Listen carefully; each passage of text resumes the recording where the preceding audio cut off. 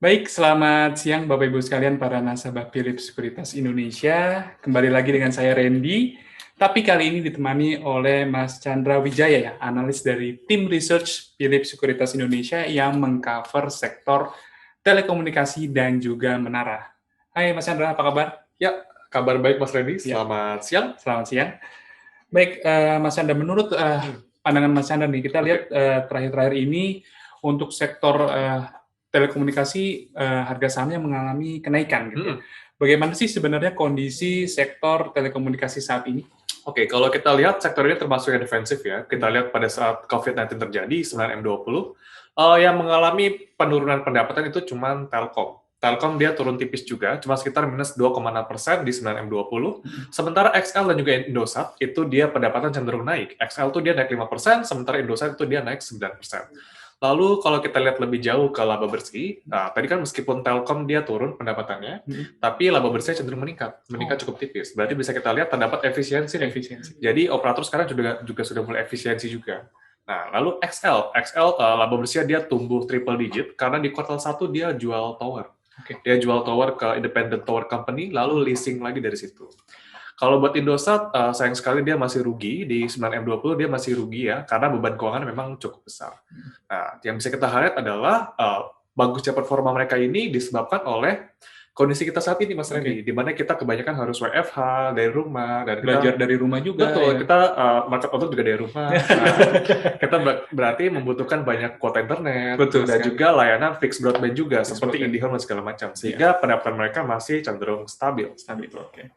Nah, untuk prospeknya sendiri ke Hmm. depan bagaimana untuk sektor telekomunikasi ini di tahun 2021 serta strategi dan juga bisa dibilang tantangannya nih ke depan? Oke. Oke, kalau buat prospek industri bisa kita lihat, industri telekomunikasi masih cukup bagus ya. Ya. Data dari APJI memperlihatkan bahwa penetrasi internet di Indonesia itu sekarang sekitar 74%, lebih tinggi dibandingkan sebelumnya. Tahun 2018 sekitar 64%. Meningkat ya. Meningkat. Dan kalau kita lihat penetrasi Indonesia juga masih lebih rendah dibandingkan negara-negara di Asia, bahkan dunia. Mereka itu udah range sekitar 80%. Oh, Jadi bisa kita lihat ada masih ada ruang masih ada pertumbuhan ruang ya. pertumbuhan, dan apalagi pemerintah sekarang menggalakkan digitalisasi, Oke. lebih meratakan digitalisasi ke berbagai daerah. Jadi bisa kita lihat pertumbuhan subscriber baru maupun Oke. dari pengguna IndiHome juga masih akan cenderung besar. Oke. Lalu kalau kita mengaca ke strategi Strategi mereka, betul. kita lihat bahwa operator Indonesia ini ada 6 ya, cukup banyak memang, dan itu terdiri atas 3 yang paling besar. Itu ada Telkom yang menguasai 50% pangsa pasar di Oh, Indonesia. 50% ya. Betul, dan di tempat kedua dan ketiga ada XL dan Indosat yang dia bersaing sangat ketat. Oke. Nah, kalau kita lihat di tahun sekarang 2020 dan ke depan, kami lihat bahwa mereka cenderung tidak akan banyak bermain di paket data yang murah. Oke. Nah, bisa kita lihat sekarang meskipun kondisi sulit seperti ini, XL dan Indosat itu tidak menawarkan paket unlimited. Oh, oke. Nah, berbeda dengan Telkom, karena dia di kuartal kedua itu subscriber-nya turun banyak, makanya dia ingin menggait lagi subscriber dengan meluncurkan starter pack yang unlimited. Unlimited. Betul, jadi kita lihat memang persaingan masih di situ, tapi ke depan kami lihat mereka cenderung akan lebih rasional dalam menentukan tarif data ya. Kita lihat bahwa mereka nggak akan main yang lebih rendah lagi nih. Nah, mereka akan perlahan-lahan mulai ingin menaikkan harga mereka. Nah, meskipun ya, memang agak sulit, karena adanya pelemahan daya beli konsumen, dan bisa kita lihat juga dari ARPU, Average Revenue Per User, itu ketiga emiten tersebut di kuartal ketiga 2020 cenderung turun dibandingkan kuartal kedua. Nah, jadi kira-kira struggle-nya di situ. Jadi tantangannya itu tadi adalah daya beli masyarakat ya? Betul sekali, Mas Randy. Nah, dengan kita sambungkan dengan berita-berita yang lagi hot nih belakangan ini, yaitu dengan adanya Omnibus Law ya, yang baru-baru ini diresmikan oleh pemerintah dan juga DPR. Apakah ada pengaruhnya nih terhadap sektor telekomunikasi, Mas Hendra? Baik, kalau pengaruhnya kita lihat ini berpengaruh positif ya terhadap sektor telekomunikasi. Itu ada 3 pengaruh yang kami lihat. Yang pertama adalah pemerintah itu menentukan batasan antara tarif atas dan juga tarif bawah, sehingga membuat operator itu nggak bisa dia nawarin paket rendah banget nih. Nah, jadi mereka persaingan akan lebih sehat, nggak ada perang harga yang terlalu tinggi seperti tahun-tahun sebelumnya, jadi lebih rasional. Lalu berikutnya kita ada ketentuan yang lebih pasti tentang spektrum setelah merger dan akuisisi. Kalau kita lihat sekarang, itu operator yang melakukan merger atau akuisisi, mereka berhak untuk menahan atau masih megang lah frekuensi spektrum yang mereka punya tanpa harus dikembalikan lagi ke pemerintah dan bla bla bla. Oke. Sementara kalau kita lihat ke belakang itu misalnya seperti ada XL akuisisi Axis. Nah, kalau pas dulu itu mereka pas akuisisi mereka harus lelang harus mengembalikan kembali spektrum dan mengadakan lelang lagi. Lelang ulang jadi. Betul. Jadi mereka malah kehilangan spektrum mereka. Jadi kita melihat adanya sentimen bagus sekarang dan otomatis M&A atau merger sama akuisisi masih bisa berlanjut ke depan. Jadi industri kita akan semakin lebih sehat. Lalu berikutnya kita bisa lihat ada aturan mengenai spektrum sharing dari teknologi baru. Nah, ini teknologi baru itu berarti kita di 5G ya, kan 5G. Sekarang masih 4G, jadi teknologi baru itu adalah 5G. Dengan adanya spektrum sharing itu membuat bahwa implementasi 5G nanti akan lebih cepat nih ke Indonesia. Untuk implementasi 5G sendiri itu kira-kira di Indonesia kira-kira berapa lama lagi tuh Mas Chan? Kalau buat jangka waktu dekat kayak setahun ini masih belum ya. Kalau kita lihat 5G sendiri masih akan implementasi itu sekitar 2-3 tahun. Kenapa? Karena kalau kita lihat ya kemampuan device kita juga masih kurang ya. Nah, sementara kalau buat 5G sendiri dia kepake di B2B consumer. Seperti ada data center, IoT maupun otomatisasi mesin lainnya. Gitu kira-kira. Berarti bersabar-sabar ya, Bapak Ibu sekalian, untuk 5G kita masih harus menunggu sekitar 2-3 tahun lagi. Nah nih, di berita yang terakhir tentang adanya lelang spektrum tadi, apakah ada pengaruhnya tuh terhadap sektor telekomunikasi? Lelang spektrum terakhir kalau nggak salah sekitar 2.300 MHz ya. Yang dilelang itu sekitar 10 MHz per operator, yang menang ada 3, ada Telkom, Smartfren, maupun HC3. Kalau saya lihat secara view-nya bagaimana, ini sebetulnya tidak akan terlalu banyak berpengaruh dalam jangka waktu pendek, karena spektrum yang didapatkan tadi itu lebih cocok kalau digunakan untuk 5G. Sementara sekarang itu mereka masih membenahi 4G. Mereka meningkatkan kualitas jaringan dan juga memperluas coverage dari 4G. Jadi masih akan belum bermain di 5G. Jadi lelang terakhir juga nggak akan langsung berdampak juga nih buat sekarang. Seperti itu. Memang juga Big Three tadi, pemain besar tadi juga masih mencoba untuk ekspansi di luar Pulau Jawa ya? Betul, di luar Pulau Jawa. Nah, ini kita ke bagian yang menarik nih, yaitu tentang stock picks atau saham pilihan di sektor telekomunikasi. Dari Mas Chandra bagaimana? Kalau saya lihat di sektor telekomunikasi, kita lihat bahwa XL yang paling menarik. XL? Betul, karena kita lihat memang data sebagai penyumbang utama dari pendapatan perseroan, lebih tinggi dibandingkan Big Three lain. Nah, lalu kita lihat juga dari laporan keuangan perusahaan itu semakin kuat nih dari tahun ke tahun. Mereka juga konsisten ngurangin utang juga, profit juga lebih tebal. Maka dari itu kita bisa lihat, ini sustain, dan mereka ada potensi tahun depan juga bagi dividen juga, bagi dividen secara rutin. Lalu diikuti juga dengan kedua itu adalah Telkom. Nah, pastinya market leader, kita lihat juga recovery di Telkomsel ya, meskipun di kuartal kedua itu agak drop karena ya harga paketnya mahal.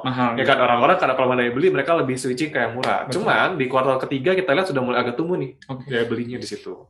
Jadi XL lalu Telkom yang kedua. Dan yang ketiga untuk yang Big Three salah satunya itu adalah Indosat. Kalau Indosat saya lihat ini lebih ke arah hold ya. Untuk Indosat sendiri sudah melampaui target harga kami yang kami buat tanggal 19 Maret kemarin 2019. Itu target kami di 3.300, sekarang sudah jauh melampauinya. Bahkan kemarin sempat 5.000. Nah, kalau menurut saya ini lebih ke arah spekulasi pasar sih. Kenapa? Karena pada saat kenaikan Indosat itu memang lah kualitas jaringannya membaik. Cuman dia kan bottom line masih agak terbebani, masih agak rugi. Nah, meskipun EBITDA ketiga emiten ini positif dan terus bertumbuh. Cuman kalau kita lihat secara kacamata investor, lah bersih masih tertekan. Ini cuman lebih ke arah spekulatif dari pernyataan Menteri Keuangan kepada Erick Thohir, di mana si Menteri BUMN ini dikatakan atau dianjurkan untuk mengelola aset negara di Indosat maupun Bank Bukopin, sehingga harganya ya kita lihat optimisme investor juga kan, ikut terkerek naik ya. Betul, cuman ya tidak langsung diikuti oleh kenaikan fundamentalnya itu sendiri. Nah, jadi harus hati-hati juga buat investor yang ingin beli atau punya barangnya. Betul sekali. Nah, berarti tadi seperti yang dibilang oleh Mas Chandra bahwa stock picks di sektor telekomunikasi yang pertama adalah XL ya, atau XL Axiata.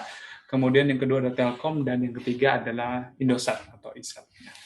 Nah, kita beralih ke sektor yang juga mempunyai hubungan ya dengan sektor telekomunikasi, yaitu sektor menara atau tower. Nah, menurut Mas Chandra bagaimana nih kondisi sektor menara saat ini? Oke, sektor menara ini ternyata lebih sustain ya daripada telco ya. Kita lihat menara sendiri dari pendapatan dan laba bersih cenderung tumbuh. Kita berkaca aja sama dua yang paling besar, Tower sama TBIG, karena mereka merupakan salah satu benchmark lah di industri ini. Mereka yang paling besar juga, dan yang Tower yang ketiga juga agak jauh. Jadi memang yang paling besar Tower sama TBIG. Dan pendapatan serta laba bersih mereka itu bahkan dia tumbuh double digit. Double digit. Betul. Laba bersihnya bahkan di 9M20 itu tumbuh sekitar 30%. Ada laba bersihnya. towernya laba bersih 30%. Kenapa? Karena kontrak mereka itu adalah kontrak jangka panjang. Jadi mereka sewa lease a space di tower mereka tuh buat operator Telkom itu buat jangka waktu 10 sampai 15 tahun. Jadi jangka panjang. Kalau ada fluktuasi ekonomi juga nggak bakal ngaruh karena ya toh kontraknya jangka panjang. Oke. Jadi bisa kita lihat mereka dari revenue sama cash flow-nya masih akan terukur lah ke depan dengan baik. Jadi pertumbuhan masih akan oke.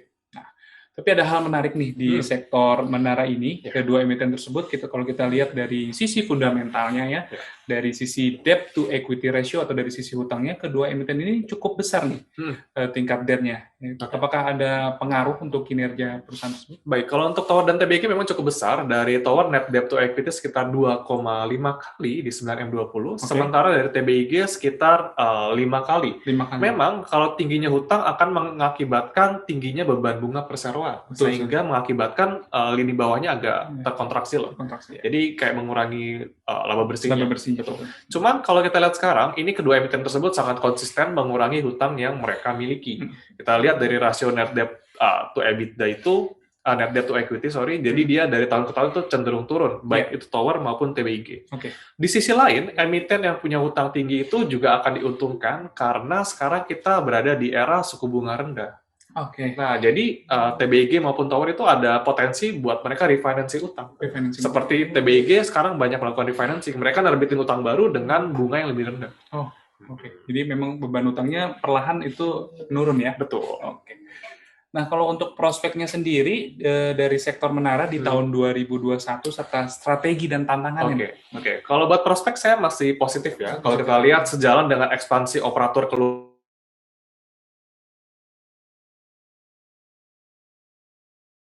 Mereka kan nggak bangun BTS lagi karena kelamaan dan cost-nya lebih mahal. Mereka lebih milih buat lease atau menyewakan tempat di salah satu tower independent tower company, entah itu tower TOWR atau TBIG. Betul. Jadi mereka lebih suka nyewa. Ya ini pastinya positif banget nih buat si tower maupun TBIG. Itu satu.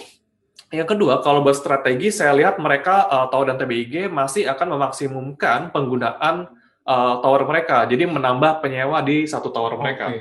Kalau kita lihat rata-rata kedua emiten ini itu masih di range ya 2 penyewa per tower. 2 penyewa. Memang bisa sampai berapa penyewa per tower? Kalau buat penyewa kita bisa lihat ini maksimal ada 4 penyewa, masih bisa. Jadi masih ada ruang buat tumbuh. Dan yang menariknya lagi Mas Randy, semakin banyak penyewanya, maka peningkatan pendapatannya akan lebih tinggi dibandingkan penambahan bebannya. Jadi pastinya profit margin dia akan lebih tebal.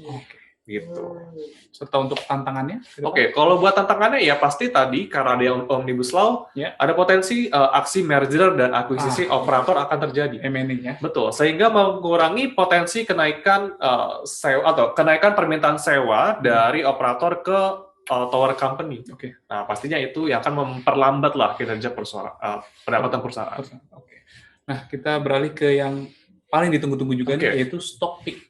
Stockpix atau saham pilihan di sektor menara. Kita lihat ada 2 pemain besar di sini. Ada TBIG dan juga TOWR Tower. Kalau misalnya Mas Chandra harus disuruh memilih, Mas Chandra akan memilih yang mana? Memilih salah satunya. Memilih salah satu, saya lebih positif di Tower. Kenapa? Karena dia merupakan market leader di industri.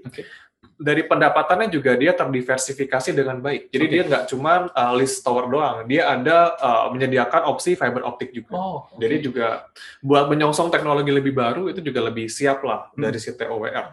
Dan kalau kita lihat dari sisi kesehatan laporan keuangan, tadi dibilang bahwa dia utangnya lebih kecil dibandingkan TBIG. Jadi lebih sehat lah. Lebih sehat. Dia juga bagi dividen secara rutin, jadi masih oke. Kalau buat target kami, dia ada potensi tumbuh sekitar 1.300-an masih bisa. Nah, ini ada pertanyaan yang masuk nih, pertanyaan yang menarik Mas Chandra, menanyakan tentang harga saham TOWR ya. Kenapa harga sahamnya ya bisa dibilang turun, padahal fundamentalnya bagus, tetapi berbeda dengan saham Indosat yang tadi sudah Mas Chandra jelaskan dengan fundamental yang tidak begitu baik. Kita lihat di net profitnya itu masih minus, tetapi harga sahamnya mengalami kenaikan beberapa minggu ini. Oke, betul. Kalau kita bicara tentang harga atau tentang market, itu balik lagi ke permintaan sama penawaran. Itu supply and demand ya. Betul. Meskipun fundamentalnya bagus, cuman kalau dia tidak ada permintaan, ya harganya cenderung akan stagnan atau cenderung ya nggak liquid juga. Betul. Kalau buat kondisi tower, ini kita lihat secara year to date, itu kalau saya tidak salah, dia sudah pergerakannya sudah outperform IHSG. Karena pada saat pandemi terjadi, orang-orang sudah switching nih awalnya dari yang agresif ke yang defensif, seperti tower, telco, dan consumer. Sehingga mereka ya udah harganya jadi cenderung naik, dan sekarang juga shifting lagi nih. Yang dari defensif sekarang lebih main ke agresif. Jadi harganya tidak begitu jauh. Cuman kalau kita lihat dari prospek dan juga ketahanannya itu masih bagus sih kalau buat tower. Gitu ya. Nah, kita beralih lagi nih ke sektor yang selanjutnya, yang bisa dibilang sektor yang defensif ya. Defensif ya. Bagaimana dengan kondisi sektor consumer goods atau barang konsumsi saat ini? Khususnya di subsektor sigaret, ya, rokok, dan juga food and beverage. Kalau kita lihat dari rokok itu kinerja sangat tertekan ya Mas Randy. Kalau kita lihat dari volume penjualan rokok, itu sangat turun, dan juga bahkan di tahun 2020 pemerintah menaikkan cukai sekitar 20%.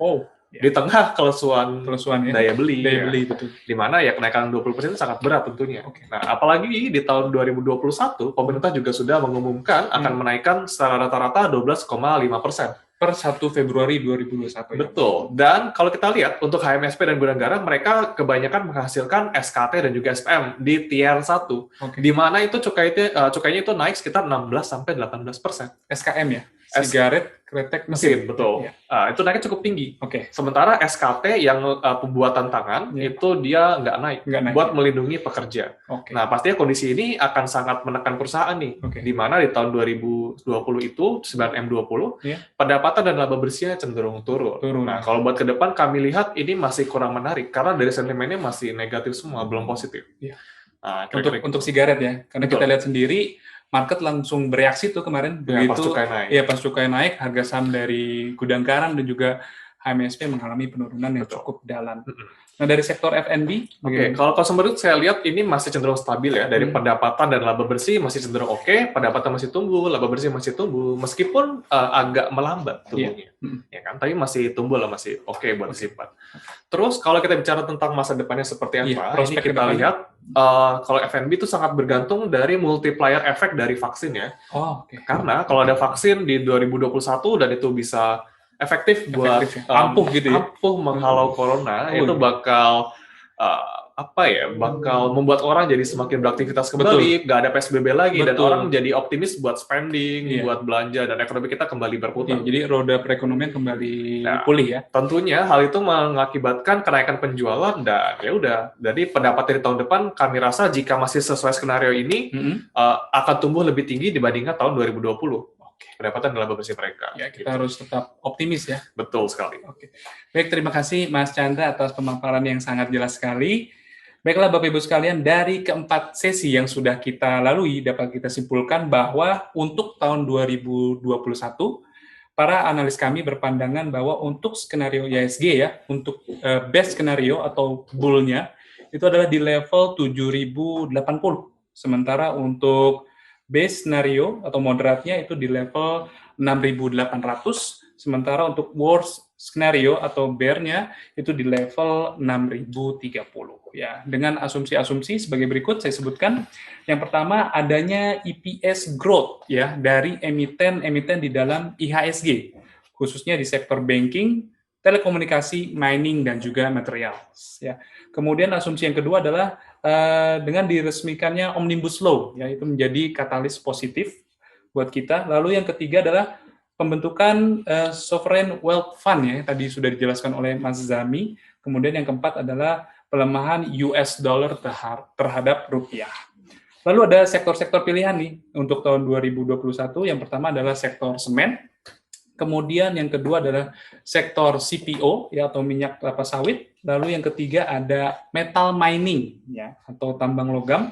Kemudian yang keempat ada poultry atau pakan ternak, dan yang kelima ada sektor telekomunikasi. Nah, untuk strategi investasinya sendiri di tahun 2021, bagaimana nih Mas Chandra? Apa bisa kasih saran ke Oke. Bapak Ibu sekalian? Kalau strategi 2021 memang kita mengharapkan recovery ekonomi yang sangat cepat ya. Berarti boleh bermain di sektor yang agresif, seperti misalnya banking, properti, konstruksi itu masih boleh mengikuti optimisme pertumbuhan ekonomi kita. Tapi jangan lupa juga Bapak Ibu sekalian untuk membalancingkan portofolionya dengan memasukkan juga saham-saham defensif. Jadi mengatur persentasenya nih, misalnya 70% buat aggressive stocks, 30% buat defensif. Biar lebih agak stabil. Diversifikasi seperti itu ya. Betul. Atau enggak kita bisa bisa mengikuti siklus. Misalnya sekarang lagi musim dingin kan, Desember batu bara lagi naik. Nah, mungkin itu dari sampai Januari dan Februari. Lalu boleh juga untuk bermain di sektor-sektor lainnya. Jadi dan sesuaikan juga dengan trading plan tersebut. Jadi kira-kira itu aja sih. Terima kasih Mas Chandra untuk strategi investasinya. Baiklah Bapak Ibu sekalian, usai sudah rangkaian acara kita ya, Economic and Market Outlook 2021, Climbing Out of Recession. Selanjutnya acara akan saya serahkan kembali kepada MC. Silakan Lucy.